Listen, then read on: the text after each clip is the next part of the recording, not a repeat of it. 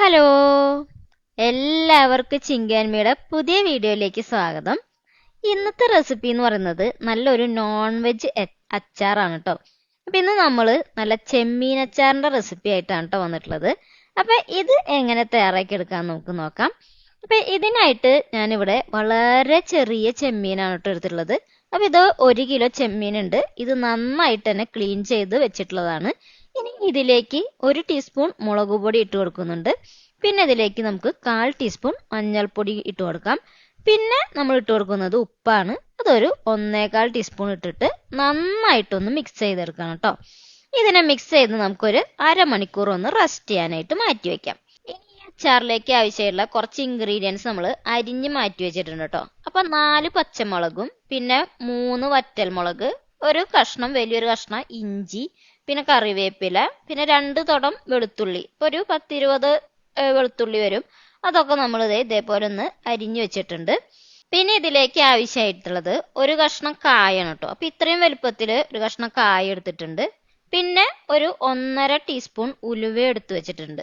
ഇത് നമുക്ക് രണ്ടും സെപ്പറേറ്റ് ആയിട്ടൊന്ന് വറുത്തിട്ട് ഇതേപോലെ വറുത്തെടുത്ത് പൊടിച്ചെടുക്കണം കേട്ടോ. ഇനി ഇതിലേക്ക് ഇതേ വലുപ്പത്തിലുള്ള ഒരു വാളംപുളിയുടെ കഷ്ണം എടുത്തിട്ടുണ്ട്. ഇത് നമുക്ക് എന്താ ചെയ്യണമെന്ന് വെച്ചിട്ടുണ്ടെങ്കിൽ കുറച്ച് ചൂടുവെള്ളം, ഞാനിവിടെ ഒരു 1/4 കപ്പ് ചൂടുവെള്ളത്തിൽ ഇട്ട് വെക്കുകയാണ് ചെയ്യുന്നത്. എന്നിട്ട് നമുക്ക് അതിനൊന്ന് പിഴിഞ്ഞ് ചാറ് മാത്രം എടുക്കണം കേട്ടോ.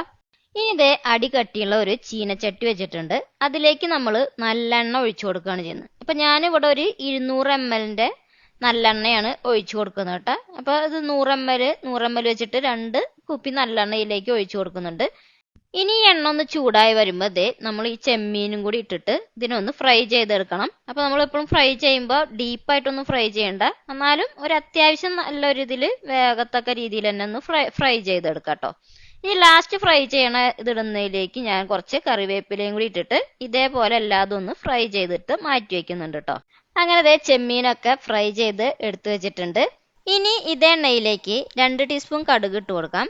അതിനുശേഷം ഇതിലേക്ക് 1/2 ടീസ്പൂൺ ഉലുവയും കൂടി ഇട്ട് കൊടുക്കുന്നുണ്ട് കേട്ടോ.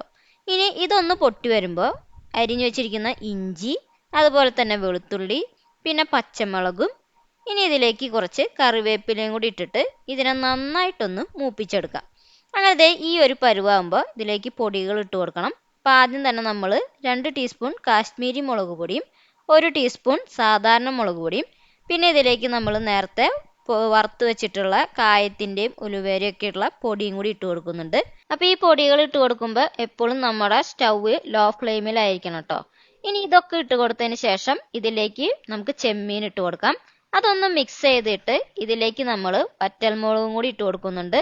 അങ്ങനെ ഈ വറ്റൽമുളകും ഇതിൽ കിടന്നിട്ട് നന്നായിട്ടൊന്ന് മിക്സ് ചെയ്യണം.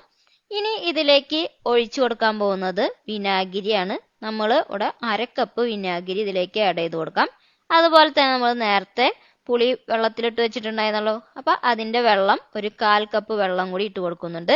അങ്ങനെ ഇതൊക്കെ ഇട്ടിട്ട് ഇതിനെ നന്നായിട്ട് തന്നെ ഒന്ന് മിക്സ് ചെയ്തെടുക്കണം കേട്ടോ. ഇനി ഇതിൽ കിടന്നിട്ട് വേണം ഈ വെള്ളമൊക്കെ നന്നായിട്ടൊന്ന് കുറുകി വരാൻ. അപ്പം നമ്മൾ ഇതിലേക്ക് കുറച്ച് ഉപ്പും കൂടി ഇട്ട് കൊടുക്കുന്നുണ്ട്. കാരണം നമ്മൾ നേരത്തെ കുറച്ച് ഉപ്പാണ് ഇതിലേക്ക് ആഡ് ചെയ്ത് കൊടുത്തിട്ടുണ്ടായിരുന്നത്. അപ്പം ഞാൻ ഇതിലേക്ക് ഒരു 1.5 ടീസ്പൂൺ ഉപ്പും കൂടിയും ഇട്ട് കൊടുക്കുന്നുണ്ട് കേട്ടോ. അപ്പം ഇനി ഉപ്പൊക്കെ നമ്മുടെ ടേസ്റ്റ് അനുസരിച്ച് നമുക്ക് ആഡ് ചെയ്ത് കൊടുക്കാം. വീണ്ടും ഇതിനെ നന്നായിട്ട് തന്നെ ഒന്ന് മിക്സ് ചെയ്തെടുക്കാം.